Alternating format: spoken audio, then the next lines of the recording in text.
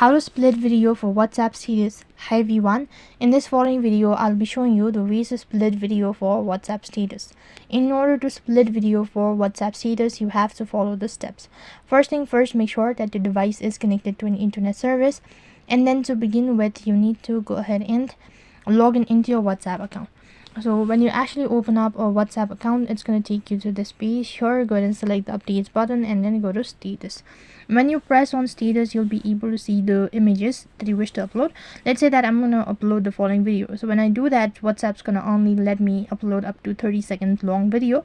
Rest I won't be able to add it. However, if you wish to add it step by step, then you can upload this part first of all, and after you can just go ahead and slide the leverage, and accordingly you can upload the video like that. But however, there's no such direct way of doing it. So what you can do is, in that case, you can use a third-party application. So for that case, open up your Play Store. On the search box, type in video splitter for WhatsApp, and when you do that, you can locate this following application, that is video splitter for WhatsApp. Then click on the OK button.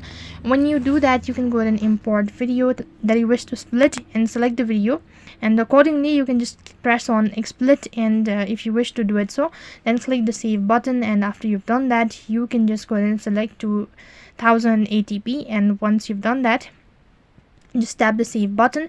When it's been saved or uploaded, then you can just go ahead and open up your WhatsApp and then upload it to your WhatsApp status. So that's how you can split video for WhatsApp status. That's it for this video. I hope the video was helpful. Make sure like, share and subscribe to our channel. Thank you for watching. See you in the next video.